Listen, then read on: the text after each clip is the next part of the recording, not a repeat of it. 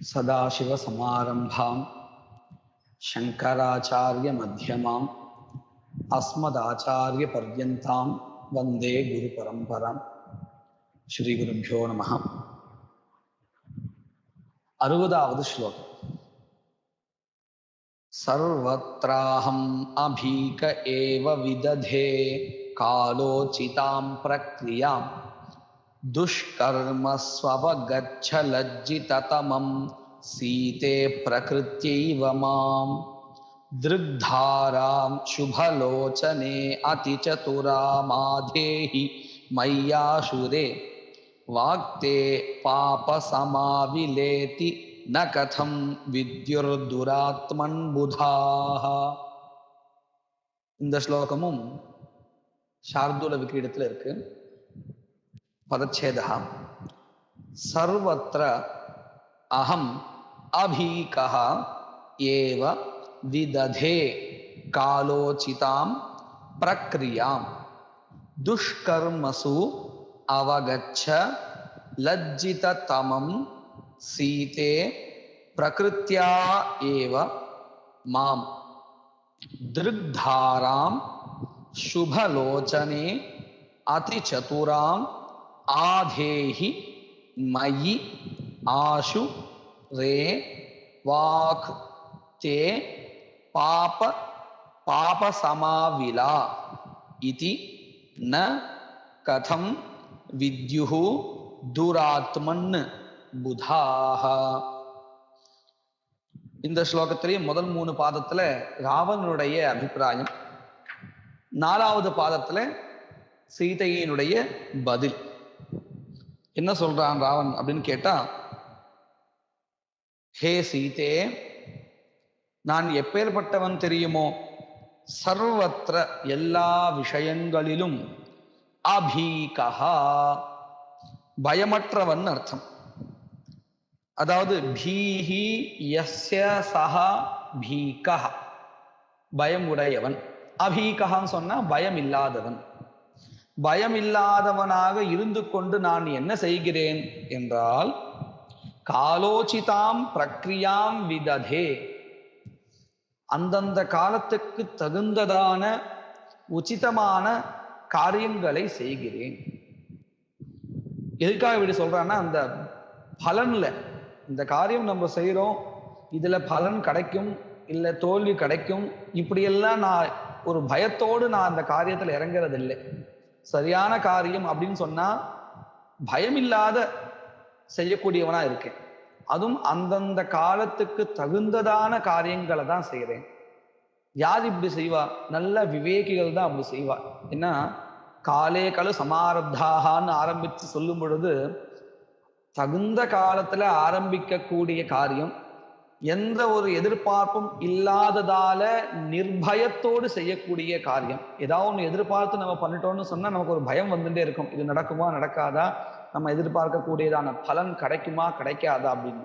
ஆனா அந்த மாதிரி எந்த ஒரு பயமும் இவனுக்கு இல்லை. ஏன்னா இவனுக்கு எதுலையுமே ஒரு பற்று இல்லை, என்ன தன்னை காமிச்சுக்கலாம். நிர்பீகா பயமில்லாதவனாக இருந்து கொண்டு, சர்வத்திர எல்லா விதமான காரியங்கள், அந்த காரியங்களை தகுந்த சமயத்தில், காலோசிதாம் பிரக்ரியாம் தகுந்த சமயத்தில் தகுந்த செயலை, இந்த சமயத்தில் இந்த செயல் செய்ய வேண்டும் அப்படின்னு அந்த காலத்துக்கு ஏற்ற மாதிரியாக நான் செய்கிறேன். அப்பேற்பட்டவனாக இருக்கிறேன். நல்ல ஒரு விவேகி நான். அது மட்டும் இல்லை, பலன்ல எந்த ஒரு ஆசையும் இல்லாம நிசங்கமா இந்த காரியங்களை செய்தவன் அப்படின்னு தன்னை காமிச்சுக்கிறார். அது மட்டும் இல்லை, கெட்ட காரியங்கள்ல எனக்கு இயற்கையாகவே ஈடுபாடு கிடையாது. துஷ்கர்மசு கெட்ட காரியங்களில், பிரகிருத்தியா ஏவா இயற்கையாகவே யாரோ எனக்கு வழி காமிச்சு இதை பண்ணக்கூடாது, இதுல நீ செயல்படாதே, இப்படியெல்லாம் யாரும் என்ன சிக்ஷிக்கல, யாரும் என்ன சொல்லி கொடுக்கல. இயற்கையாகவே எனக்கு அப்படி ஒரு புத்தி உண்டு. அந்த அளவுக்கு சிறந்தவன் நான். பிரகிருத்தியா ஏவா துஷ்கர்மசு லஜ்ஜித தமம், மிகவும் வெக்கத்தை உடையவன். நாம ஏற்கனவே சில இடங்கள்ல பார்த்திருக்கோம், தர தமப் அப்படின்னு 2 சஃபிக்ஸ். இந்த பிரத்யங்கள் எதை காமிக்கிறதுன்னு சொன்னா பெஸ்ட், பெட்டர், பெஸ்ட். லஜ்ஜித தரம்னு சொன்னா பெட்டர் அப்படிங்கிற அர்த்தத்துல, அதாவது பெட்டர்னா நான் வெக்கத்தை உடையவர்கள்ல ஒரு இரண்டாம் தரமானவன். ரொம்ப உயர்ந்தவன் அப்படின்னு சொல்லும் பொழுது பெஸ்ட், ரொம்ப சிறந்தவன். லஜ்ஜித தமம், வெக்கம் வேணுமா இருக்கு. தவறுகள் செய்யாம இருக்கிறதுக்கு நமக்கு வெக்கம் வேணுமா இருக்கு. இப்படி பண்ணினால் நமக்கு ஒரு அபமானம் ஏற்படுமே, மற்றவர்களுக்கு ஒரு தீங்கு இழைத்தவனாக நாம ஆகி விடுவோமே, இப்படிங்கிற ஒரு வெக்கம் வேண்டி இருக்கு. எல்லாரும் சமுதாயம் நம்மளை தப்பா சொல்லுமே அப்படிங்கிற ஒரு வெக்கம் வேண்டி இருக்கு. அப்பொழுதுதான் நம்ம அந்த தப்பான காரியங்களை செய்ய மாட்டோம். அந்த மாதிரியானவனா நான் இருக்கேன். லஜ்ஜித தமம் மாம், என்னை அவகச்ச, தெரிந்து கொள். நான் தவறு இழைக்காதவன், தவறு இழைப்பதில் நான் வெக்கம் கொண்டவன். துஷ்கர்மசு லஜ்ஜித தமம் மாம், ஹே சீதே, ஹே சீதையே, அவகச்ச, தெரிந்து கொள். அப்பேற்பட்ட ரொம்ப நல்லவன் நான். இப்படி 2 பாதங்கள்ல ராவணன் தன்னை பத்தி சொல்லி இப்போ சீதை கிட்ட மன்றாடுகிறான். எப்படின்னா, என்ன பாரு, உன்னுடைய ஒரு ஆசை பார்வையினால என்ன பார் அப்படின்னு சொல்லிக்கிறான். எப்படின்னு பாருங்க. ஹே சுபலோச்சனே, சுபலோச்சனைங்கிறது சம்போதன பதமா இருக்கு. சுபலோச்சனே அதாவது நல் விழியாலே, மங்களகரமான விழிகளை கொண்டவளே, சுபலோச்சனே, அதி சதுராம் திருக்தாராம் மயி ஆஷு ஆதேஹி. மயி என்னிடத்தில் உன்னுடையதான அதி சதுராம் திருக்தாராம், மிகவும் சாதுரியமான உன்னுடைய அந்த பார்வை இருக்கேன், அதை இடைவிடாது என் மேல் விழும்படி செய்வாயாக. பார்வையில என்ன சாமர்த்தியம் அப்படின்னு கேட்டா, ஈர்ப்பு. இவளுடைய பார்வை, சீதனுடைய பார்வை பட்டாலே எதிரில் இருக்கவாள் தன் பால் ஈர்க்கப்படுவார்கள். அந்த அளவுக்கு ஒரு சாமர்த்தியமுடையதான ஒரு பார்வை. அந்த பார்வையினுடைய தொடர்ச்சி தான் தாரா. சும்மா ஏதோ ஒரு தடவை பார்த்துட்டு என்னை விட்டுடாதே, உன்னுடைய பார்வையானது என் மேலே விழுந்துட்டே இருக்கட்டும். மயி என் இடத்தில் அதிச்சதுராம், ரொம்பவும் சாமர்த்தியமா இருக்கக்கூடிய, சாமர்த்தியம்னா இந்த மாதிரிதான் பார்வையினுடைய அந்த கண்களுடைய சாமர்த்தியம் என்னது, மற்றவர்கள் ஈர்க்கக்கூடியது இல்லையா?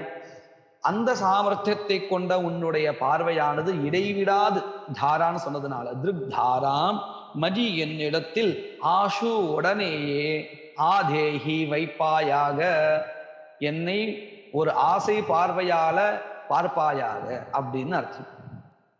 இப்படி 3 பாதத்துல ராவணன் சொல்லியிருக்கான். 4வது பாதம், அதுக்கு முன்னாடி 3வது பாதத்து கடைசி பதம் ரே அப்படிங்கிறது சம்போதனம், நீஜ சம்போதனத்துல இருக்கு.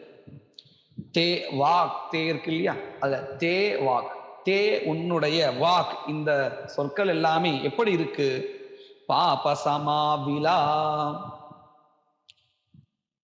துராத்மன்னு கெட்ட புத்தி உடையவனே. ஏன் கெட்ட புத்தி உடையவனேன்னு கூப்பிடுறா? துராத்மன்னுங்கிறது இன்னொரு சம்போதனம் இந்த ஸ்லோகத்துல. இந்த மாதிரி மாற்றான் மனைவியே விரும்பக்கூடிய இவன் துராத்மா தானே. ஹே துராத்மன்னு, தே உன்னுடைய வாக்கு, இந்த சொற்கள் எல்லாமே பாப சமாவிலா, பாபத்துடன் கூடியது.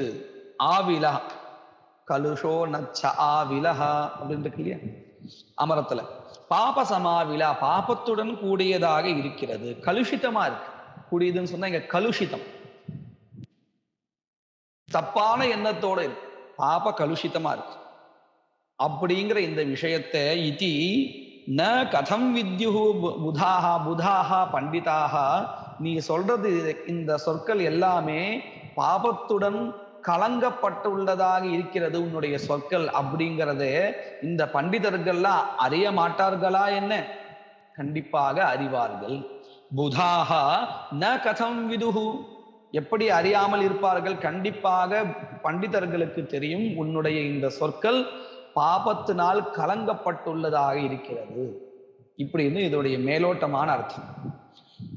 கூடார்த்தம் என்னது அப்படின்னு கேட்டா, பாப சமாவிலேத்தின்னு ஒரு பதம் இருக்கு இல்லையா, அதுல நம்ம 3ஆ பிரிச்சுக்கிறோம்.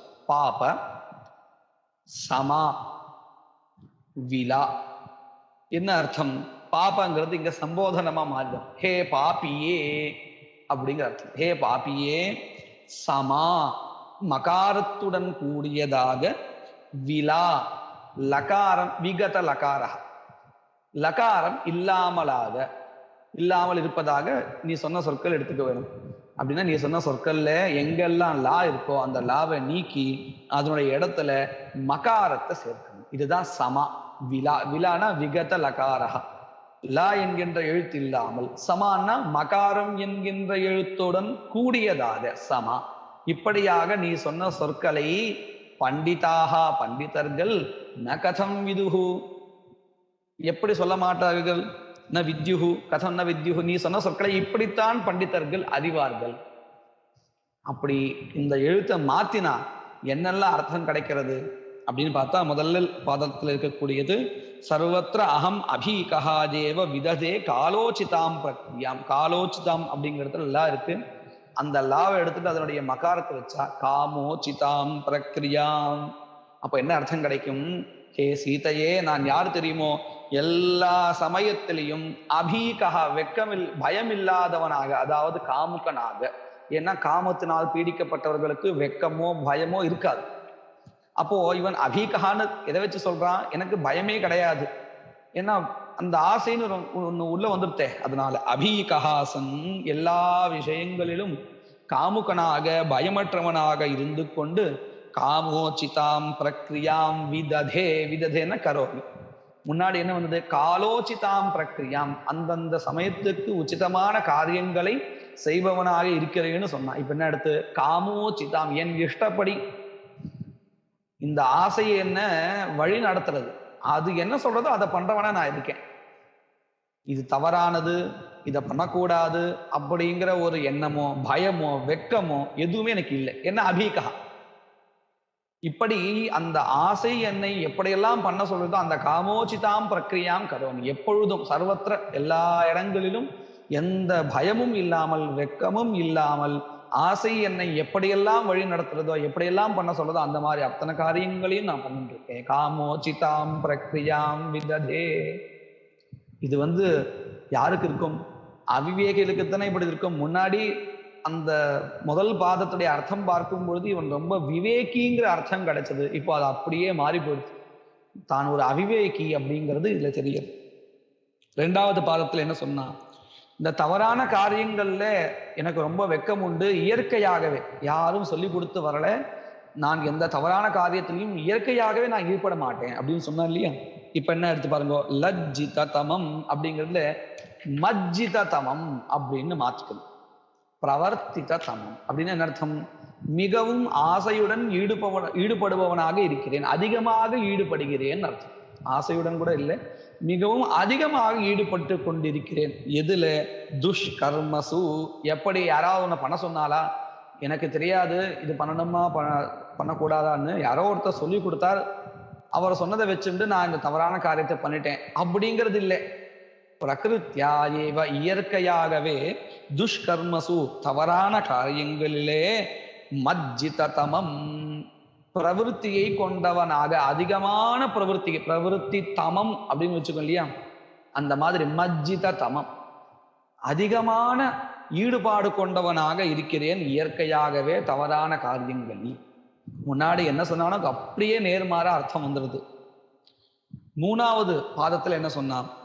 திருக்தாராம் சுப லோச்சனே அப்படின்னு ஒரு சம்போதன பிரதமா. அது சுப லோச்சனே. அந்த இடத்துல லகாரத்தை எடுத்து மகாரத்தை வச்சா சுப மோச்சனே அப்படின்னு ஒரு பதம் கிடைக்கும். என்ன அர்த்தம்? சுபத்தை நாசம் பண்ணக்கூடியதான உன்னுடைய கண்களால், ஹே சுப மோச்சனே, சுபத்தை போக்கக்கூடிய கண்களை உடையவளே. எப்படி இந்த சீதையை பார்த்து சொல்லலாம்? சீதை ஒரு மகாலட்சுமி ஸ்வரூபம் தானே அப்படின்னு கேட்டா, யாருக்கு மகாலட்சுமி? நல்ல காரியங்கள் செய்கின்ற நல்லவர்களுக்கு. இவன் ஒரு துஷ்டன்.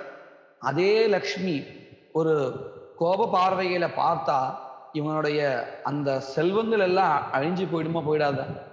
அப்போ இவனை பொறுத்த வரையில சீதையினுடைய கண்கள் எப்பேற்பட்டது அப்படின்னு கேட்டா சுப லோச்சனே இல்லை, சுப மோச்சனேன்னு தான் கூப்பிடும் இல்லையா? அப்பதானே சரியா வரும். அப்பேற்பட்டதான உன்னுடைய கண்களை அதி சதுராம். இப்போ இந்த கண்களுடைய பார்வையில எப்படி சாமர்த்தியம் அப்படின்னு நம்ம முன்னாடி பார்த்தோம், இருக்கக்கூடியதுன்னு. இதே தவறானவர்கள் இடத்துல இதே கண்களுக்கு சாமர்த்தியம் எப்பேற்பட்டது? அந்த கண் பார்வையினாலேயே அவனுடைய நாசத்தை கொடுத்துடும். இல்லையா? அப்பேற்பட்ட சாமர்த்தியத்தை உடையதான உன்னுடைய சுப மோச்சனமான கண்களால் என்னிடத்தில் பார்வையை வைப்பாயாக. அப்படின்னு என்ன அர்த்தம்? நீ கோபமாக என்னை பார்த்தேன்னு சொன்னா என்னுடைய சுபம் மங்களம் எல்லாம் போயிடும், அப்படி செய்வாயாக. இப்படின்னு ராவணனே சீதை கிட்ட கேட்கிற மாதிரியா ஒரு ஸ்லோகத்தை அமைஞ்சு கொடுத்திருக்கார். திருத்தாரா, ஹே சுப மோச்சனே சதுராம் திருத்தாராம், என்னை போன்ற துஷ்டர்களிடத்தில் இருக்கக்கூடியதான சுபத்தை நாசம் செய்கின்ற சாமர்த்தியம் உடையதான உன்னுடைய பார்வையால் இடைவிடாது என்னை பார்ப்பாயாக அப்படின்னு சீத்தை கிட்ட ராவணன் கேட்கிறான். இப்படியாக ராவணன் கொடுத்த அந்த சொற்களிலேயே ஒரு பதத்தை மாற்றி அவனுக்கு பதில் சொல்லியிருக்கா சீதை. அடுத்தது 61வது ஸ்லோகம். कामारात्युपलालनारसविदस्मेकोहमुर्वीसुते दोर्दर्पोतितरां प्रकाशमित इत्याजिक्षितो विद्धि मे मद्वत् कस्वस्ववधूजनं कलयते कामोचितालङ्क्रियं श्राव्यस्वस्तव एष तेऽपि कुमते कालोपसम्प्राप्तितः. இதுவும் சார்துல கீழத்தில் இருக்கு. பதச்சேதா காமாராதி உபலாலனாரசவிதா அஸ்மி ஏகஹ அஹம் உர்வீசுதே தோர்தர்பஹ அதிதராம் பிரகாசம் இதஹ இதி ஆஜிக்ஷிதோ வித்தி மே மத்வத் கஹ ஸ்வவதூஜனம் கலயதே காமோச்சிதாலங்கிரியம் ஸ்ராவ்யஹ ஸ்வஸ்தவஹ ஏஷ தே அபி குமதே காலோபசம்பிராப்திதா. ராவணன் சீத்தை கிட்ட தன்னை பற்றி சொல்றான். தான் யார் அப்படின்னு சொன்னா, காமாராத்யுபலாலனாரசவிதா. முதல் தடவையா இத்தனை ஸ்லோகங்கள் கழிச்சு தான் ஒரு சிவபக்தன் அப்படிங்கிறத காமிக்கிறான். பிரசித்தம் ராவணன் கிட்ட இருக்கக்கூடியதான ஒரு நல்ல குணம்னு சொன்னா அந்த பக்தி தான். இதுவரையில் தான் அதை வெளிப்படுத்திக்கல. முதல் தடவையா அந்த பக்தியை வெளிப்படுத்திக்கிறான். காமாராதிஹி அப்படின்னா யாருன்னா சிவன். காமஹான்னா மன்மதா, மதனோ மன்மதோ மாரஹா இல்லையா? அராத்தின்னா எதிரி. காமாராதிஹின்னா இப்போ சிவன் அர்த்தம். இந்த காமாராதியா இருக்கக்கூடிய சிவன் கிட்ட இருந்து கிடைக்கக்கூடியதான ஒரு உபலாலனா, அதாவது நட்பு என்கின்ற ஒரு பழக்கம் அந்த இடத்துல இருக்கு இல்லையா? உபலாலனா, அந்த உபலாலனா என்கின்ற நட்பு என்கின்ற உபலாலனா இருக்கே, ஒரு நாம இப்ப குழந்தைகளிடத்துல ஒரு வாத்சல்யம் சொல்லுவோம் இல்லையா? அதுதான் அந்த மாதிரிதான் இங்க உபலாலனா அப்படிங்கிறது. எப்படி அது குழந்தை கிட்டதான் கிடைக்குங்கிறது இல்லை, நண்பன் கிட்டையும் கிடைக்கும். அந்த மாதிரி தான் இப்போ சிவன் கிட்ட இருந்து கிடைச்சிருக்கக்கூடியதான ஒரு வாத்சல்யம் யாருக்கு? ராவணனுக்கு. அது நட்புங்கிற முறையில இருந்தாலும் சரி, அவர் சுவாமி இவன் பக்தன் அப்படி இருந்தாலும் சரி, வாத்சல்யம் உண்டு. அர்ஜுனனுக்கும் கிருஷ்ணனுக்கும் இருக்கக்கூடிய கிருஷ்ணனிடமிருந்து அர்ஜுனன் பெற்ற வாத்சல்யம் போல வச்சுக்கலாம். இல்லை ஒரு பக்தன் சுவாமி கிட்ட இருந்து பிரகலாதன் போல வச்சுக்கக்கூடியதான வாத்சல்யமாகவும் இருக்கலாம். அந்த வாத்சல்யம் தான் இந்த உபலாலனா. அந்த வாத்சல்யத்தினுடைய ரசகான்னு சொன்னா அதனுடைய ஒரு அனுபவா இருக்கு. அது இவனுக்கு ஒண்டிதான் தெரிஞ்சிருக்கு, வேற யாருக்கும் தெரியல. உண்மையாகவே அந்த அளவுக்கு சிறந்த ஒரு பக்தன் இல்லையா? கிருஷ்ணனிடமிருந்து கிடைக்கக்கூடியதான அந்த நட்புங்கிற பேரில் அர்ஜுனன் கிட்ட கிருஷ்ணன் காட்டக்கூடியதான அந்த வாத்சல்யம் இருக்கே, அந்த வாத்சல்யம் தான் அந்த வாத்சல்யத்துடைய ரசகா. அந்த ரசத்தை யாரால் அனுபவிக்க முடியும்? கண்டிப்பா அர்ஜுனால் மட்டும்தான் அனுபவிக்க முடியும், வேற யாராலே அனுபவிக்க முடியாது. அந்த மாதிரி சிவனிடமிருந்து கிடைக்கக்கூடியதான அந்த வாத்சல்யத்தினுடைய ரசத்தை அறிந்தவன் யார் அப்படின்னு கேட்டா, அகம் ஏகஹா அஸ்மி, நான் ஒருத்தன்தான் இருக்கேன், வேற யாரும் இல்லை. அந்த அளவுக்கு சிறந்த ஒரு பக்திமானாக நான் இருக்கிறேன். காமாராதி உபலாலனா ரச விதஹா, வித்துனா அறிந்தவன் அர்த்தம். அந்த ரசத்தினுடைய தன்மையை அறிந்தவன் நான் ஒருவன் தான். அஸ்மி ஏகஹா அகம், நான் ஒருவன் தான் இருக்கேன். உர்வி சுதே பூமி புத்திரியே சீதையே, இந்த மாதிரி சிவனிடமிருந்து கிடைக்கக்கூடியதான வாத்சல்யத்தினுடைய ரசத்தை அனுபவிச்சவன் ஒருத்தன் தான், அது நான் தான் அப்படின்னு முதல் பாதத்துல.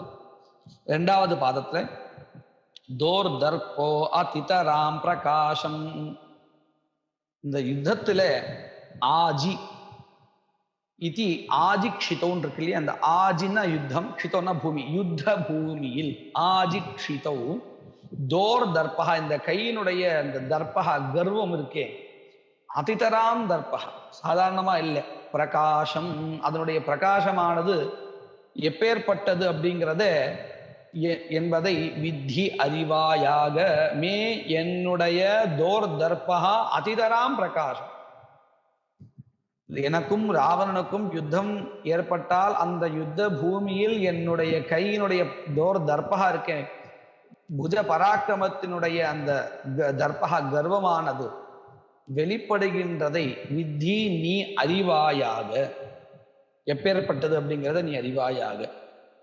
இப்படின்னு இரண்டாவது பாதத்துடைய அர்த்தம். மூணாவது பாதத்தை என்ன சொல்றார்? மத்வத்து என்னை போல ஸ்வ வதூஜனம் காமோச்சிதாலங்கிரியம் கலையதே, என்ன போல யாராவது இப்படி ஒருத்தன் உண்டா? எப்படி? என்ன ஏற்றுக்கொண்டு வந்திருக்கக்கூடியதான என்னுடைய மனைவிகள், வதூஜனம் கலத்திரம் மனைவிகள், இந்த மனைவிகளே காமோச்சிதாலங்கிரியம் அவரவர்களுக்கு தேவையான விரும்பிய வற்ற ஆபரணங்களை வஸ்திரங்களை இவைகள் எல்லாத்தையும் கொடுத்து சந்தோஷப்படுத்துகின்ற ஒருவன் என்னை போல உண்டா? மத்வத்து கஹா கலயதே கஹா கரோதி, யார் செய்கிறான் என்னை போல? எதை? காமோச்சிதாலங்கிரியம் வதூஜனம், என் மனைவிகளை ஆபரணங்கள் முதலிய எதெல்லாம் கேட்கிறாளோ அத்தனையும் வாங்கி கொடுத்து சந்தோஷப்படுத்துகின்றவன் என்னை போல ஒருத்தன் உண்டா? அப்படின்னு என்ன அர்த்தம்? நீ என்னை ஏற்றுக்கொண்டால் நீயும் அப்படியே சுகமா இருப்பாயின்னு அர்த்தம். இப்படி 3 பாதத்துல சொல்லியிருக்கான் ராவணன். அதுக்கு சீதை பதில் சொல்றா, ஸ்ராவ்யா ஸ்வஸ்தவஹா ஏஷதே குமதே காலோப சம்பிராப்திதா, ஹே குமதே கெட்ட புத்தி உடையவனே, என்னுடைய நிலைமை இதெல்லாம், உன்னுடைய இந்த ஸ்தோத்திரங்கள் எல்லாத்தையும் நான் கேட்க வேண்டியதா இருக்கு. உன்னை பத்தி நீ புகழ்ந்துருக்கியே தப்பா, இதெல்லாம் கேட்க வேண்டியதான ஒரு துர்பாகியம் எனக்கு ஏற்பட்டது காலத்தின் வசமாக. ஹே குமதே கெட்ட புதி உடையவனே, தே உன்னுடைய ஸ்தவஹா இந்த புகழ் எல்லாம், ஏஷ ஸ்தவஹா இந்த நீ சொல்லிட்டு இருக்கே இதோ இப்போ காமாராத்தின்னா இந்த மாதிரியான புகழ் எல்லாம் ஸ்ராவ்யா என்னால் கேட்க வேண்டியதா இருக்கு அப்படின்னு அர்த்தம். கேட்கறதுக்கு எனக்கு விருப்பமே இல்லை, ஆனா கேட்க வேண்டியதான ஒரு சூழ்நிலையில வந்துட்டேன். எப்படி? காலோப சம்பிராப்திதா, இந்த விதியின் வசத்தினால, இந்த காலத்தின் ஒரு வசத்தினால நான் அப்படி ஆயிட்டேன் அப்படின்னு தன்னை தானே திட்டிக்கிற மாதிரி இருக்கு. இப்படிலாம் ஆயிடுத்து பாத்தியா, என்னோட நிலைமை இது அப்படிங்கிற மாதிரி. இது மேலோட்டமான அர்த்தம். கூடார்த்தம் என்னது அப்படின்னு கேட்டா, காலோபா அப்படின்னு என்ன அர்த்தம்? காயாஹா லோபஹா காலோபஹா அப்படின்னு விக்கிரகம். கா என்கின்ற ஒரு எழுத்து, இதையே ஒரு சப்தமா வச்சுட்டா ரமா ரமே ரமாஹா மாதிரி ரமாயாஹா காயாஹா லோபஹா காலோபஹா. கா என்கின்ற எழுத்து இல்லாமல் நீ சொன்ன இந்த சொற்கள் எல்லாமே ஸ்ராவியமா இருக்கு, கேட்கறதுக்கு தகுந்ததா இருக்கு. காயோட சேர்த்து, கா என்கின்ற எழுத்தோடு சேர்ந்து படிச்சா அது தகுந்ததா இல்லை. கா என்கின்ற எழுத்தை நீக்கினா என்ன அர்த்தம் வருமோ அது கேட்கறதுக்கு ரொம்ப ஸ்ராவியமா இருக்கு. அப்போ அந்த கா எழுத்தை நீக்கினா என்ன வரும் அப்படின்னு சொன்னா, முதல் பாதத்துல காமாராத்யுபலால நாரசவிதா அப்படின்னு இருந்தது இல்லையா, இந்த காவை எடுத்தாச்சுன்னா மாராத்யுபலால நாரசவிதா அப்படின்னு வந்துடும் முதல் பதம்.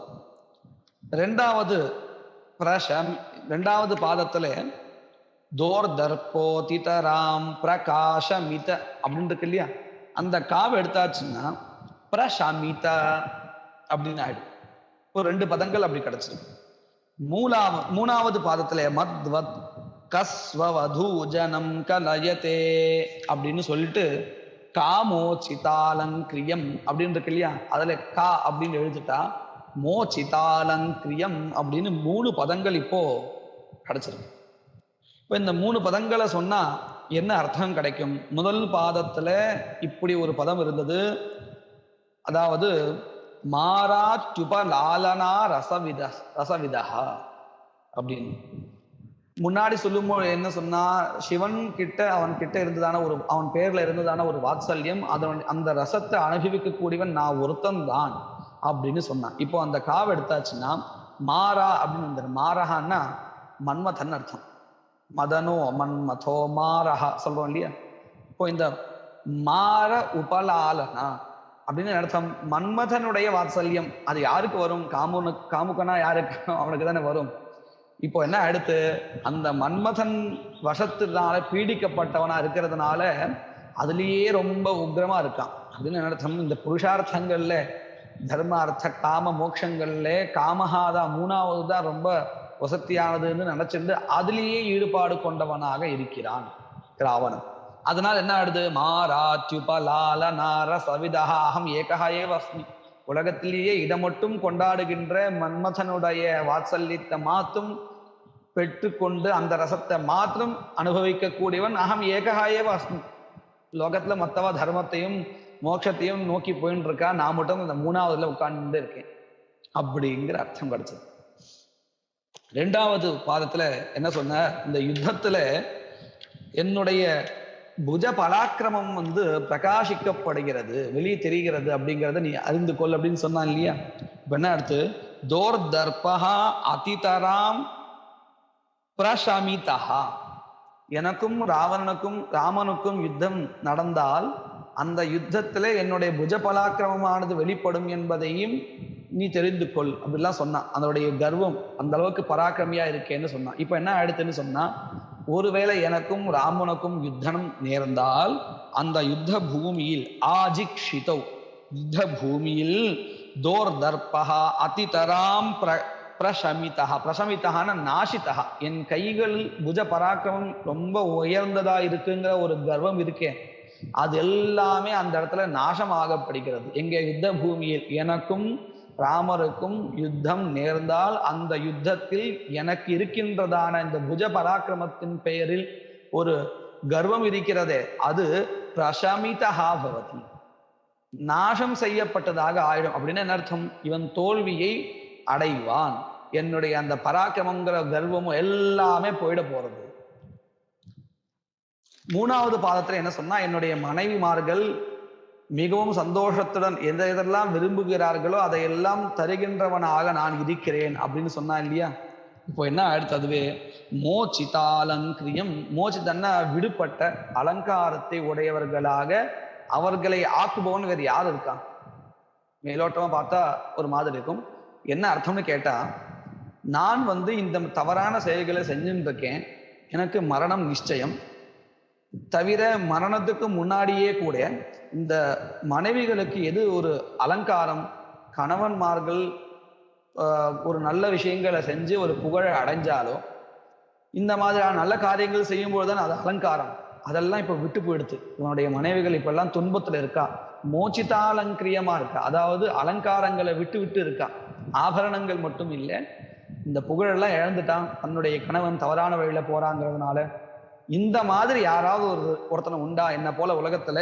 மத்வத்து கஹா, என்னை போல யார் இருக்கா? என்னை சேர்ந்த மனைவிகளுடைய அலங்காரங்களை அணிகலன்களை விடுபடும்படி செயல்களை செய்கின்றவன் என்ன போல யார் இருக்கா? இது இந்த புகழ் நல்ல செயல்கள் இதெல்லாம் வச்சிருந்து மனைவிமார்கள் அனுபவிக்கக்கூடியதான அணிகலன் புகழ் அப்படிங்கிறது. இதே இவன் இறந்த பிறகு என்ன ஆக போறா அப்படின்னு கேட்டா, எல்லா அலங்காரங்களையும் விட்டுட போறா. ஏன்னா விதவா ஸ்தானத்துல வந்துடுவா இல்லையா. விதவா ஸ்தானத்துல வந்தாச்சுன்னா எல்லா அலங்காரங்களும் போயிடும். அப்போ இவன் என்ன பண்ணிருக்கான், இறக்கிறதுக்கு முன்னாடி ஒரு விதமான மோச்சிதாலங்காரத்தை அலங்காரங்கள் இருந்து விடுபடும்படி செஞ்சுட்டான். இறந்த பிறகு என்ன செய்ய போறான்? அப்பயும் இதேதான் பண்ண போறான், அலங்காரங்கள் இல்லாதபடி மனைவிகளை செய்ய போறான்.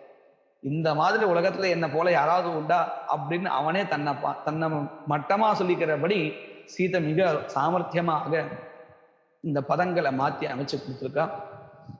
மேலும் வரக்கூடியதான ஸ்லோகங்களை வருங்காலத்துல பார்க்கலாம்.